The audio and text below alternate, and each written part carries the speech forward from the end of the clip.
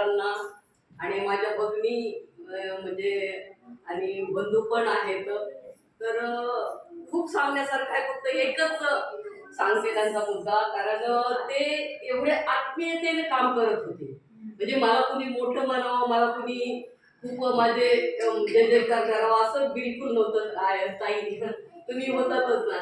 आणि भर पावसामध्ये सुद्धा प्रत्येक घरी यायचे ते.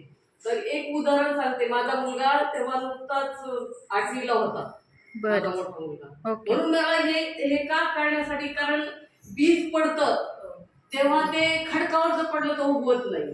कारण ते बीज योग्य ठिकाणी सुपीक जमिनीमध्ये पडायला पाहिजे, तेव्हा ते वटवृक्ष होतं. म्हणून मला तेवढं जास्त वेळ पण घ्यायचा नाही, तेवढे उदाहरण सांगायचंय. तर ते माझा मुलगा 8वीला होता नुकताच. मग असं हे तर मुंबईला होते आणि मुंबईला असल्यामुळे त्यांना अप डाऊन करत होते. ते रोज इथे वंदना असली तर 7 वाजता यायचे सुद्धा. तर एके दिवशी म्हणलं की पप्पा मम्मी कुठे कुठे जाती, मला जेवायला सुद्धा देत नाही. मग बघा हिला सांगा जरा, रागवा जरा. कारण वंदनेला जायचे ना त्या दिवशी गुरुवारी. भोसले सर असायचे, दुसरे यायचे, दिलीप सर वगैरे असे सगळेच यायचे. आणि मग पप्पा तिला रागवा. आणि त्यांना माहित होतं ही कुठे जाती ती. म्हणजे त्याचं बालिश रूप, म्हणजे त्याला चिडला होता तो. अरे मी वंदनेला जाते, असे भोसले सर आहेत. तर त्याला एक मामा देशमुखचं पुस्तक दिलं होतं. बरोबर बरोबर, वाचले मी. भोसले सरांनी माझ्या मुलाला पुस्तक दिलं होतं. तर ते पुस्तक वाचलं तेव्हा वाचलं की ते बाबासाहेब कळायला लागले. बरोबर.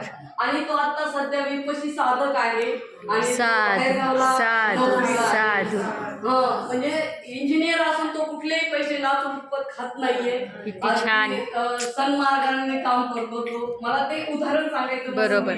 आणि माझ्या दोन्ही मुली अमेरिकेत आहेत, एवढ्यासाठी साधू साधू साधू. कुठलं तरी अशा म्हणजे ती काय म्हणतात, महान माणसाचं वाक्य जेव्हा पडतं एखाद्याच्या हृदयावर, ते कोरलं जातं आणि त्याच्या मार्गाने तो वाटचाल करत असतो. एवढंच मला सांगायचंय. गुरुजींचे खूप खूप उपकार आहेत. त्यांच्या प्रत्येक वाणीत म्हणजे असं आत्मीयता होती बाबासाहेबाबद्दल आणि त्यांनी ते कृतीत आणली. ताई करते आता असं तुमचं कार्य पुढे चालू राहावं हीच विनंती. साधू साधू साधू.